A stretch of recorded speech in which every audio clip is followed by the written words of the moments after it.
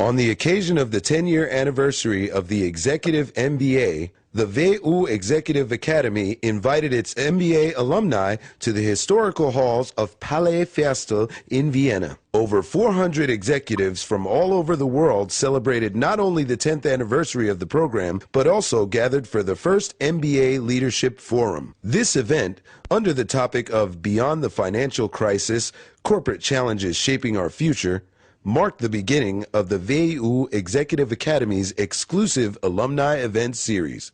Welcome to the 10-year anniversary of the Executive MBA program, the EMBA, celebrating 10 years of excellence this evening. This evening we have with us 140 Executive MBA alumni from over 50 countries, the current class and the starting class of 2009. We also have representatives from both universities in the program, the Carlson School of Management and the Vienna University of Economics and Business Administration. A question that will be very interesting for people who are still in the program or just embarking on the program. How is the curriculum evolving in respect of the economic crisis? Our curriculum, as a matter of course, is always evolving. We have changed the program, and I think this is one of the strengths of the program. When this group went to Warsaw, and then they said, well, Warsaw is not really all that exciting, let's do something else in CE. We went and added St. Petersburg, we added Bucharest. And then Mike and I discussed, well, should we go and do something even wilder? Let's go to Asia. And these changes were very much driven by the demands of the students and by the environment. The role of executive education is, of course, multifold in a crisis like this. Number one, the world will again need talent after the crisis. So you have to look beyond the crisis. And where do they find talent? Talents are people who have used the situation, have used the crisis in order to try and develop themselves further, to gear themselves up, perhaps to reorientate themselves. So from that point of view, it is now the opportunity, the perfect opportunity that people can step back from their business, step back from what they have been doing and try to develop further. So that's number one.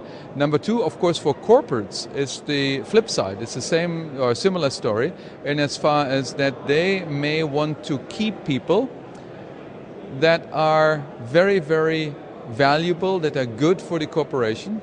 However, they cannot do it, or they can only do it by offering them some kind of retention programs because they have, let's say, overcapacity, etc. And the MBA, again, is a perfect way of gearing up these managers for new tasks and make sure that when the crisis is over, they're ready. Of course, the crisis is also an opportunity to re-evaluate what we are doing and to re-evaluate our curriculum, which we do anyhow, but perhaps more so than ever before. Look at what works, what doesn't work, where the strengths and weaknesses are, and try and address issues like accountability, trust, outreach to society much more than we've ever done before. Well, in the early 90s, the Carlson School developed its international strategy. And that strategy, of course, included the idea of having widespread global connections.